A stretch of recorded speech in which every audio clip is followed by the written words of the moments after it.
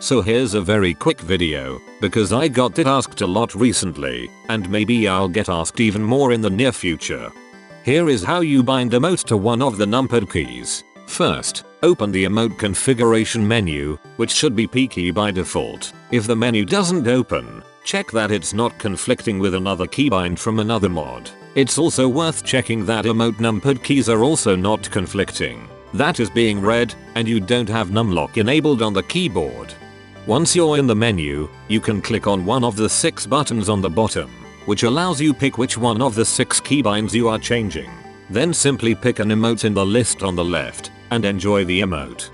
Here is me changing the third numbered 3 emote to twerk. Once I'm back in the world, I'm pressing numbered 3.